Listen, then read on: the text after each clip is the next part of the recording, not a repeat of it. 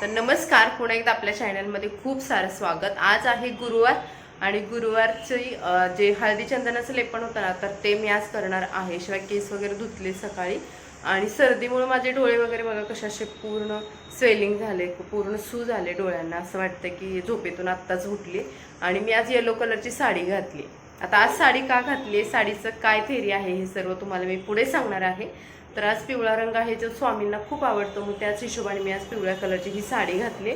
आणि आता हा जो लुक आहे ना, तो तुम्ही माझ्या मिस्टरांसोबत मी शेअर करणार आहे, कारण त्यांना काहीच आयडिया नाही आहे की मी साडी वगैरे कधीच घालत नाही मुंबईला इकडे। तर आज का घातली, का कशाबद्दल काय ते त्यांना तर मी पुढे सांगेन, पण त्यांना ते मला साडीमध्ये बघून काय रिॲक्शन करतायत चला बघूयात आता। या हो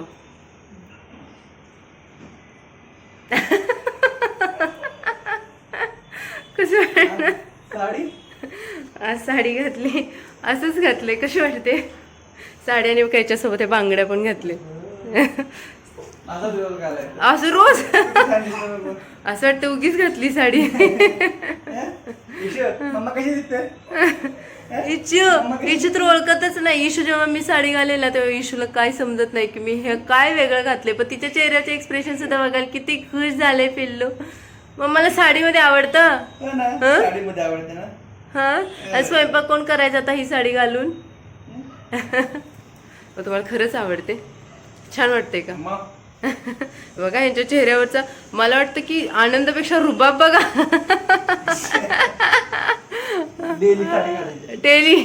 डेली काय जमणार नाहीये। आणि हे बघा, आणि हा गजरा पण हा माझाच आहे बरं का। मीच हे सगळं थीम केले की गजरा तुम्ही घाला, कारण ते त्यांच्या लक्षात पण येणार नाही आणि असा ऑन दी स्पॉट गजरा नसतो, पण यावेळेस होता। तर बघूयात, थांबा। अरे बाप रे, हा परिणाम की जो नवरा बायकोला गजरा घालू नाही शकत म्हणजे काय? कसं घालायचं, कुठे खोचतंय, कसं खोचतंय काय नाही।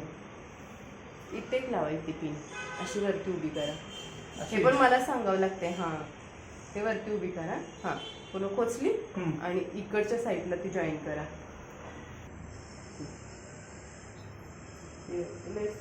खूप इतकं जवळ झालं ते। बघू कसं घातलंय, मला जरा शूट करून दाखवा बॅक साईड। शूट करूच आहे ना, बसला का तरी व्यवस्थित? इकडे झालं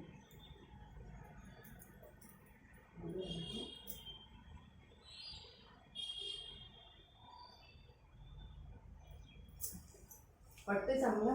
मग हे बघा, साडी न घालण्याचं काय कारण असतं माहितीये का तुम्हाला? रोज वाटतं साडी घालावी, पण ही एवढी साडी जड घालून आता किचन मध्ये जावं वाटत नाही। आता असं वाटतं की फिरायला जावं। मग साधी असो अगर जड अशा साडी किचन मध्ये जेवण मी बनवतो साडी घालून। हा तुम्ही बनवणार रोज स्वयंपाक? साडी घालायची। पण मी रोज साडी घाले, मला काय तेव्हा साडी घालायचं, मस्त खुर्चीवर बसायचं, काय आरामच करायचंय। पण आता स्वयंपाक करायचं, परत ह्या पोरांचं बघायचं, मग ते नको वाटतं साडी घालून। होतच नाही पटपट काम, कारण ते आवरायला नको वाटतंय ती साडी। बरं चला, करताय तुम्ही स्वयंपाक? चला या। अय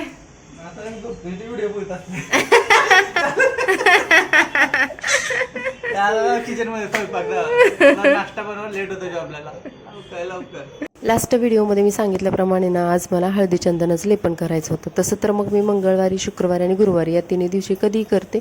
आठवड्यातून एकदा किंवा दोनदा पण होतं लेपन, कधी कधी आठवडाभर पण होत नाही। पण आज मला करायचं होतं, कारण गावावरून आल्यापासून पहिल्यांदा करणार होते। दरवाजाच्या बाहेर थोडीफार प्रमाणात जे धूळ आहे किंवा जाळी वगैरे आहे की नाही हे बघितलं, कारण जाळी असणं ना दारिद्र्याचं लक्षण आहे। तसं तर आमच्या सफाईवाल्या मावशी आहेत ना, तर छान प्रकारे बाहेरचं साफ वगैरे करून जातात, पण आपली पण जबाबदारी राहते की ते व्यवस्थित आपलं करणं, व्यवस्थित साफ करणं। त्यानंतर उंबरटा वगैरे स्वच्छ पुसून घेतला, त्याच्यानंतर बाहेरचं जे दरवाजाच्या बाहेरचं जे पण आहे ना एरिया, जो पॅसेज आहे तिथलं पण थोडंफार प्रमाणात पुसून घेतलं आणि त्यानंतर रांगोळी काढायला घेतली। आज लेपन करायचं होतं, पण शनाया जास्त उत्सुक होते माझ्यापेक्षा। आज ना शनायाला पूजा करायची, म्हणजे मी रांगोळी वगैरे घातली इकडे, पण शनायाला ना ते लेपन लावायचं होतं। म्हणून मॅडम बघा कशा मस्त तयार होऊन बसले, तिनं साहित्य वगैरे पण घेतले। काय घेतले शनाया हे काय घेतले? उंबऱ्या त्या हळदी चंदनाचं लेपन बोलायचं. याच्यामध्ये चंदन टाकलंय, गोमूत्र टाकलंय, अत्तर टाकलंय, हळद टाकली, अजून भरपूर अशा काही गोष्टी टाकलेल्या आहेत की जे हे चंदन हळदी चंदनाचं लेपन ना मी भरपूर वेळा तुम्हाला दाखवलेलं आहे की कसं बनवायचं आणि हे उंबरट्यावरती कसं करायचं. तर आज शनायला करायचं होतं कारण प्रत्येक वेळेस मीच करते. मग ती म्हटली की मम्मा आज मला करायचं आणि तसं पण तिला स्टडीमधून थोडाफार टाईम होता. तर म्हटलं ठीक आहे कर. बघा गुंडूचा आमचा आवाज येतो. गुंडूला कारण इकडं उभा केले आम्ही कारण ते अजिबात काही करून देत नाही. हे ना गुंडू? हा कृष्णा ये, तुला पण घेते. ये चल आपण दीदीला मदत करू. ये ये ये ये ये असं चालायला शिकले बघा. आम्ही चाली करतोय आता हळूहळू.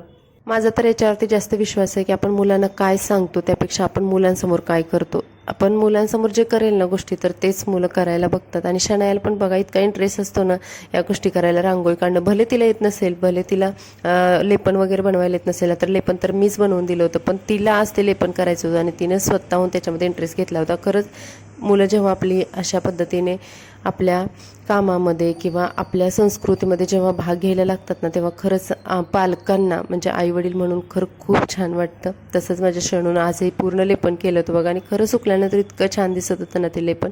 इशिकाची पण मध्येच पूर्ण घाई चालली होती तर लेपन वगैरे केला. तर लेपन कसं करायचं याचा व्हिडिओ ऑलरेडी आपल्या चॅनलवरती अपलोड केलेला आहे. याच्यामध्ये गोमूत्र, अत्तर, हळद जे पण काही आहे त्या गोष्टी मी टाकलेल्या आहेत आणि छान लेपन केलं, ओवाळलं, मस्त नमस्कार वगैरे केला कारण आपल्या इथून पण लक्ष्मीचा वास होत असतो. दिवाची पूजासुद्धा केली होती आणि आज मी तूपसुद्धा टाकलेलं. जे स्मितानं मला गाईचं तूप दिलं होतं ना त्यातलं थोडंसं तूपसुद्धा टाकलं होतं कारण पूर्ण तुपाचा दिवा लावणं पॉसिबल नाही. ऑलरेडीच गाईचं तूप इतकं महाग आहे आणि त्यात पण ते थोडंसं आहे माझ्याकडे. त्यानंतर मुख्य दरवाजा वगैरे पुसून घेतला आणि त्यानंतर याच्यावरती मी स्वस्तिक काढलेलं आहे.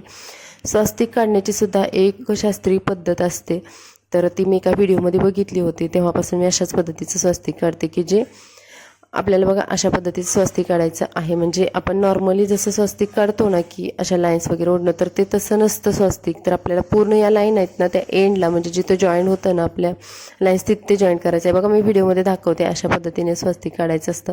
स्वस्तिक वगैरे काढलं आणि त्यानंतर इथे माझी पूजा वगैरे छान संपन्न झाली आणि त्यानंतर मला भरपूर घरातली कामं पण होती. शनायाचं स्कूलचं बघायचं होतं.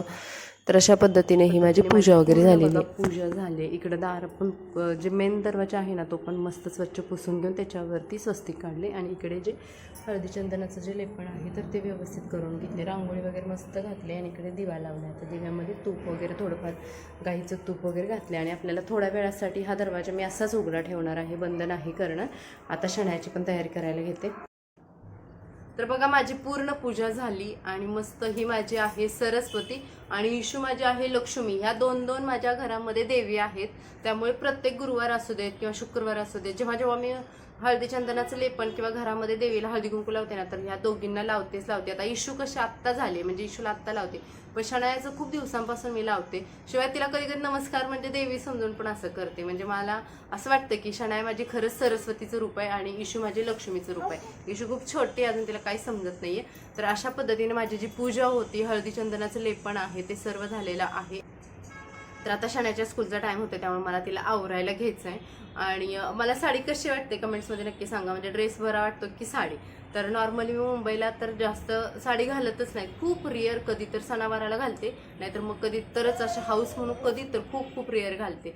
पण माझ्या मिस्टरांना खरं सांगायचं म्हटलं ना मी साडी घातलेलं खूप आवडतं. पण पाऊस येतोय पण ना ढग आल्यामुळे गरम होते आणि मला मग ते कामच आवरत नाही पटापट. शिवाय सर्दी झाल्यामुळे ना डोकं आणि ते नाकातून पाणी त्या गोष्टी करतात. त्यामुळे आज मला थोडंसं ना असं चिडचिड झाल्यासारखं झालं होतं. पण पूजा वगैरे मस्त केली आणि खरंच छान वाटते घरामध्ये प्रसन्न. बाकीची कामं वगैरे राहिलीत पण म्हटलं 12च्या अगोदर पहिली पूजा करून घ्यावी जेणेकरून परत मग 12 ते 4 काहीच पूजा करता येणार नाही. तर गावी गेल्यानंतर मी साडी घालते. आता गावी साडी का घालते काही मैत्रिणीच्या कमेंट्स पण आल्या होत्या की ताई तू डिलेव्हरीमध्ये सुद्धा साडी घालते. तर इशूच्या वेळेस तर मी थोड्या दिवस म्हणजे 1.25 महिना तरी ड्रेस घातला होता. पण शनायाच्या वेळेस ना अगदी फर्स्ट डे पासून मी साडी घातली होती. कारण माझ्या माहेरी आणि माझ्या सासरी दोन्हीकडे साडीच घालावी लागते. म्हणजे माझ्या सासरच्या माणसांना पण आवडत नाहीये ड्रेसवरती गावी आणि माहेरच्या माणसांना सुद्धा. त्यामुळे मग मला ड्रेस घालणं मग ते कसं होतं की त्यांना पण नाराज करून ड्रेस घालणं मग ते बरोबर वाटत नाही. आणि शिवाय आपलं पण काहीतरी गावाकडचे लोक आहेत ना अजून पण जास्त प्रमाणात साड्या वगैरे बायका घालतात. तर मग काय हरकत आहे, आपली संस्कृती आहे. शिवाय तिकडच्या लोकांचं दृष्टिकोन वगैरे पण असा राहतो की साडी घातली पाहिजे. मग काय हरकत पडते की मग ते थोड्या दिवसांसाठी तर आपण जातो मग साडी घालायला काय हरकत होते. तर त्यामुळे मग मी तिकडे साडी घालते आणि बऱ्याच मैत्रिणींच्या कमेंट्स पण होते की ताई तू साडीत का राहतेस अजून पण. तर हे कारण आहे की माझं साडीमध्ये राहण्याचं. तर इकडे मुंबईला आले की मी कसं माझ्या पसंतीचे जसे पाहिजे तसे कपडे घालते, पण गावी नाही. गावी मी फक्त साड्या आणि साडीच घालते. फारच कुठे तर फिरायला गेलेलं असेल किंवा मुंबईला येता जाता ड्रेस घालते, कारण ट्रॅव्हलिंगमध्ये मग मला पण नको वाटतं की साडीमध्ये. पण नॉर्मली मी असे रोजच्या रोज साडीच घालत असते. तर हे साडीबद्दलचं जे उत्तर होतं ते तुम्हाला मिळालं असेल मला वाटतं. आणि माझ्या वडिलांना पण खरं म्हटलं तर ना, माझ्या आईचं एवढं काही नाही, पण माझ्या वडिलांना वगैरे पण नाही ड्रेसवरती जास्त आवडत. की नको म्हणतात की गावाला आपल्याकडची लोक असतात, आपले रिलेटिव्ह असतात, आपले नातेवाईक इकडचे तिकडचे लोक असतात, त्यांना सर्वांना अशी डोळ्यामध्ये पहिल्यापासून लग्न झाल्यापासून अशी बघायची सवय झाली की साडीमध्ये आम्हाला. आता आम्ही वेगवेगळ्या प्रकारचे ड्रेस घालून स्टेटस वगैरे टाकतो, ते त्यांना काही एवढं नाही वाटत. पण जेव्हा तिथे गावी जाऊन ड्रेस घालणं मग ते कुठेतरी खटकतं. मग मी पहिल्यापासूनच साडी घालते गावी गेल्यानंतर. तर मंडळी, हा होता आपला आजचा व्लॉग. कसा वाटला कमेंट्समध्ये नक्की सांगा. आणि व्हिडिओला लाईक करा आपल्या, प्लीज प्लीज सबस्क्राईब करा आणि शेअर करा. तुम्हाला व्लॉग आपले आवडतात की नाही हे कमेंट्समध्ये नक्की सांगा. त्याशिवाय मला समजणार नाही की तुम्हाला खरंच आवडतंय की नाहीये. तुम्हाला एखादी गोष्ट नाही आवडली तर तसं स्पष्ट सांगा मला कमेंट्समध्ये. तर आणि सजेशन देत राहा की अशा टाईपचे व्हिडिओ बनवता येईल, तशा टाईपचे व्हिडिओ बनवता येईल, असं मला सजेशन घ्यायला सुद्धा खूप आवडेल. त्या कमेंट्सचा सुद्धा विचार केला जाईल त्याच्यामध्ये. तर चला भेटू अशाच नवनवीन व्हिडिओ सोबत. मस्त राहा. Bye bye.